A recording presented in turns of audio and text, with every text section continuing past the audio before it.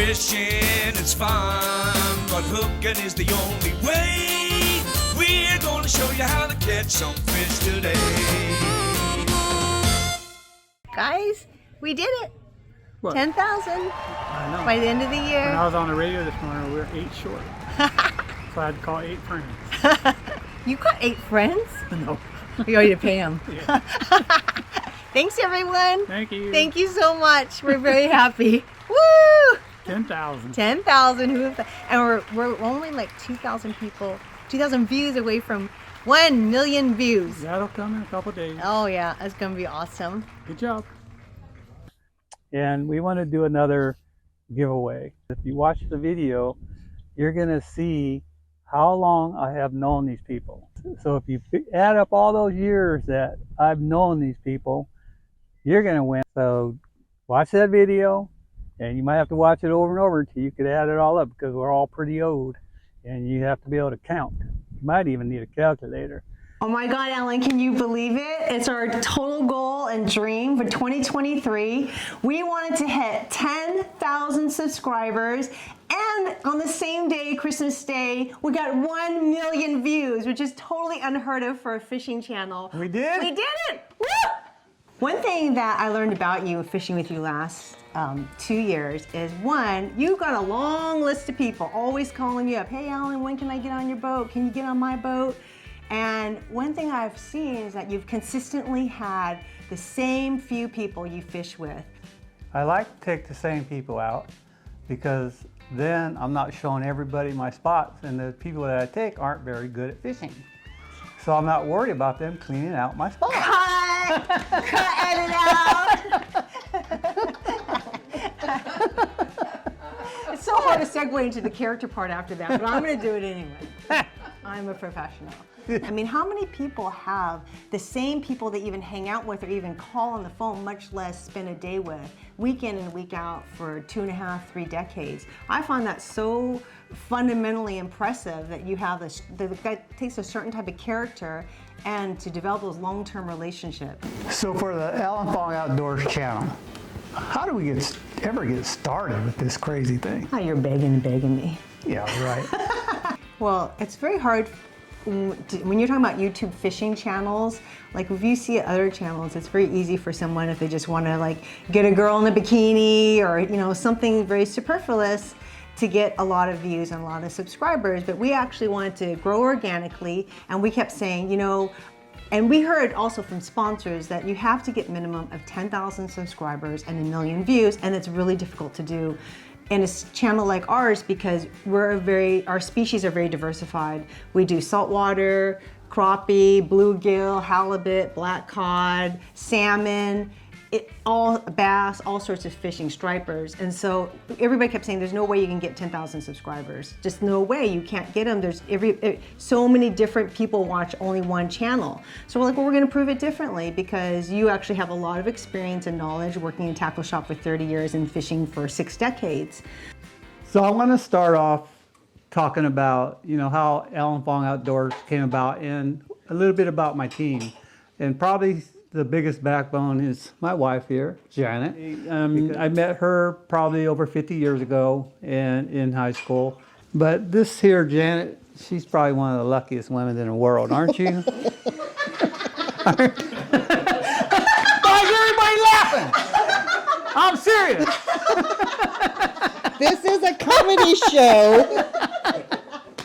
So Janet, Allan's on the water like 3-4 days a week. What is your opinion about that? The more the better. This ain't funny, fool. So over the years, you know, I've met a lot of people coming in the store, you know, and I've taken a lot of people out fishing. And I do have a few that, you know, that I have that kind of sense that, you know, I want to go fishing with them. And one is like you, how I met you, you know, when you came in the store. I'm always watching people, and I honestly could say I thought you were stealing. Why is that? Because people that walk down the aisle and stay in the store for a long period of time are usually ripping me off. And then to ask someone to go fishing, usually they would just jump right on it, and you would say no, I remember when I first met Allan, like I was walking on the aisles and it was during the pandemic and I was very COVID conscious, so I had my full mask on and everything, and apparently that's also what a shoplifter must look like. Yeah. And then after, you know, and I had trout fished my whole life, and to me that was my idea of fishing.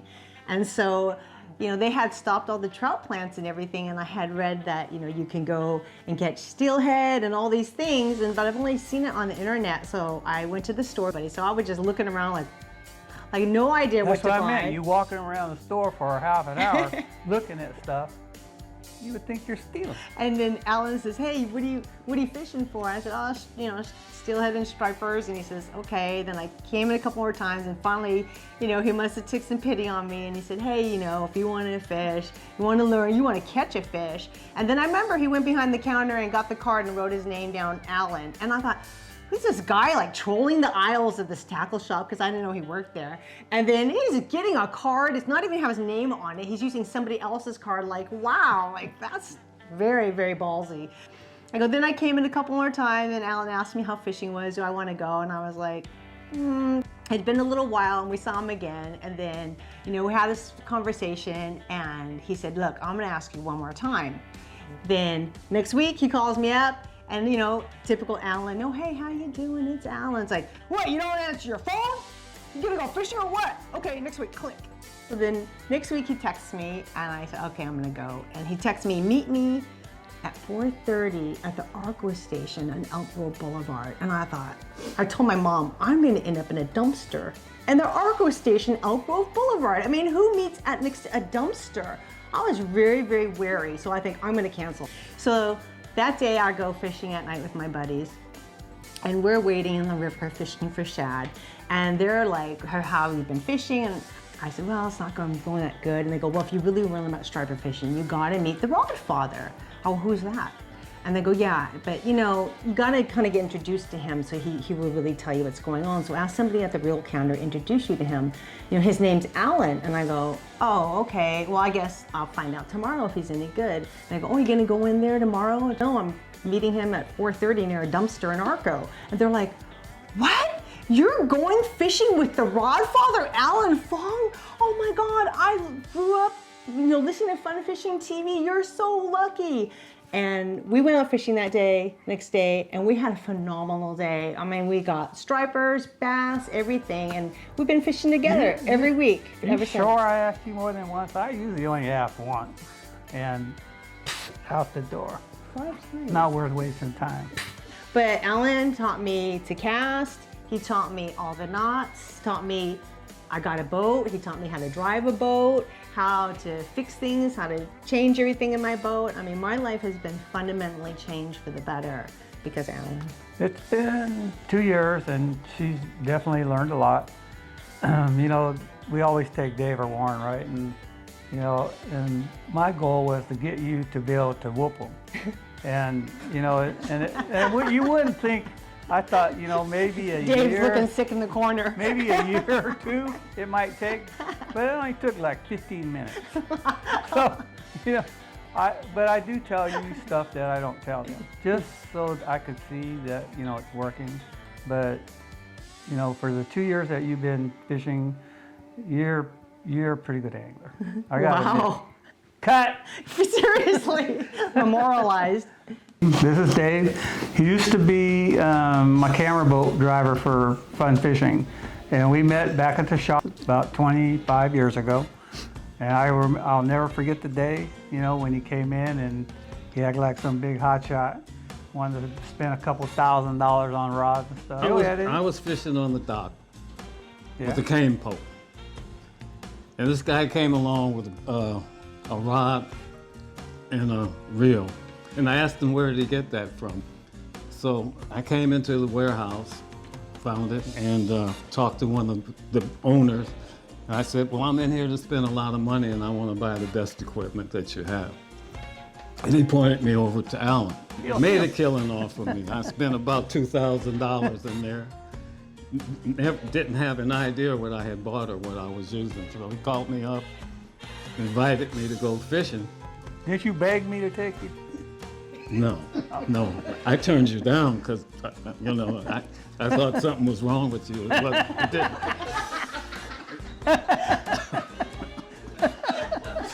it was weird, you know.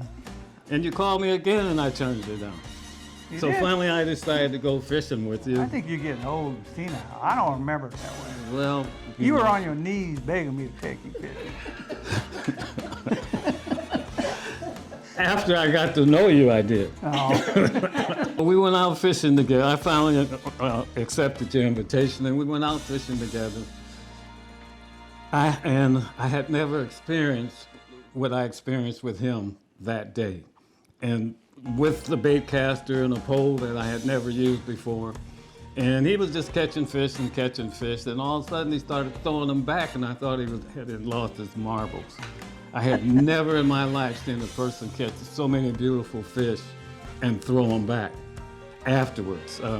The world I came from, we never threw fish back. so he was sitting there eating lunch, and I was flipping because he didn't know what flipping was. And I was flipping, and I caught a 7 and an 8 pound bass. And I put him in a well, and then I said, you know what? Let's take some pictures, and then we'll release them. I grabbed the fish out of the live well, handed it to him, took a picture of him, and then I go, okay, let him go. And he said, I said, let him go. He said, He had a death grip on them things. I couldn't even get him out of his hands. He wouldn't let him go. So I said, okay, put him back in the well, and then I said, what is wrong with this guy? So then I got him out, said, take a picture of me, and then I threw him back. And he didn't talk to me all the way back to the boat dock. Hello, I'm Warren Trumbley. Huh?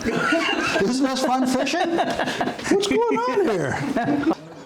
Yeah, we used to open up fun fishing like that. And it was hard for me, believe me, very hard to act stupid. Very hard. How I met him, because it's probably 20 years, huh? So he comes to the seminars at the warehouse that I'm giving. I'm talking about striper fishing, catching 50 before noon. And he didn't say I was a liar, but I took it that way.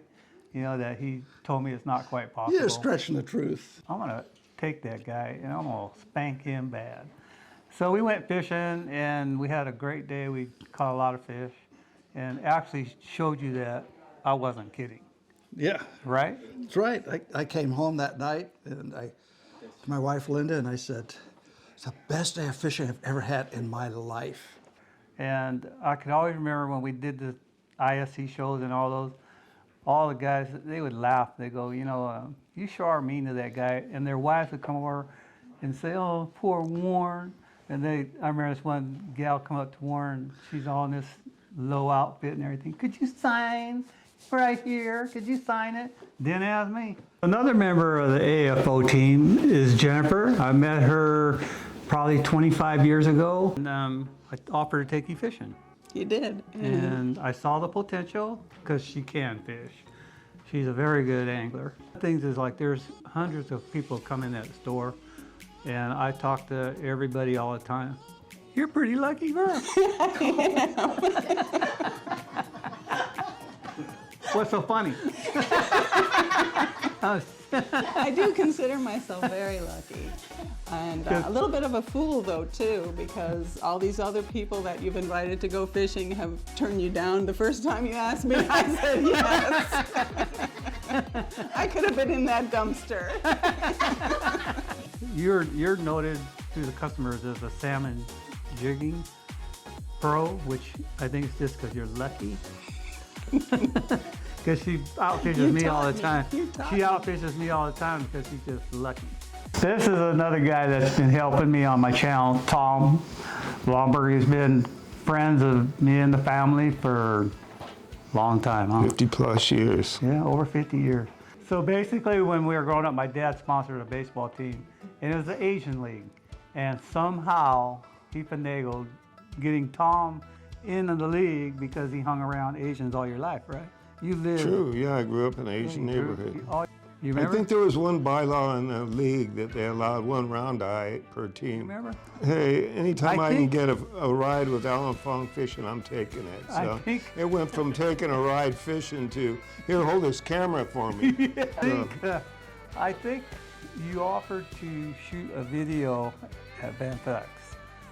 A Van Vlex on Right. topwater, and then we did a dove video at the ranch. Yeah, did a dove video, and you actually shot one of our GoPros. Now, the funny part about the duck hunting was that we would go duck hunting before school. We'd come back in time for school with ducks and guns in the back of our trucks, and nobody said anything about it. Today, if you Not did like that now. It's totally different. Some of the things that, you know, we did when we were younger, you know, I built this Jeep Bronco. It was the prettiest machine. It was all yellow, raised up, big tires, had a racing engine and everything. And I sold it to you, right? Right. And how long did it take before you totaled it? 6 days. Lucky when I had that thing built up, I put this roll bar system in it. Because how many were you in there? There was four of us in there. Nobody got hurt. And it rode how far? It rolled once, but it went 196 feet on the roof down Highway 80. And no one got hurt. So the only other thing I could say about you is that I used to follow you all around. The stripers would be at Garcia Bend when we were using cut bait in the 70s. And where's Allan going? Well, everybody would go where Allan went. That was back in the 70s. We go from Garcia Bend on the Sac to Freddie's place on the Feather River, and steelhead fishing in the American anchored up. But you know why? Because these poor guys had to work, so they only could go out 2 days a week. Me, 6, 7 days I would be on the water. So, you know, I was very fortunate. I worked for my father, and he didn't care if I went fishing. So I went fishing every day. And, you know, I was just like, you know, these guys had to work, and it was a lot easier just to make a phone call and put you on the fish. Them were the days. Yeah, I'll never forget it. And now I'm retired, so I'm back on that 7 days a week. You know, here's our team and for this coming season. So I hope you all enjoy our videos, and please subscribe and tell everybody, one of your friends. Thanks for watching, guys. Bye.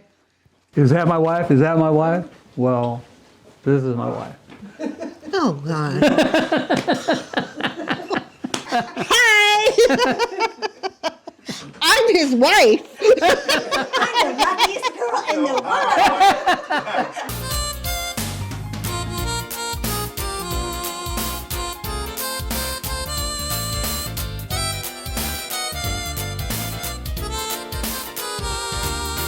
Fishing is fun, but hooking is the only way. We're gonna show you how to catch some fish today.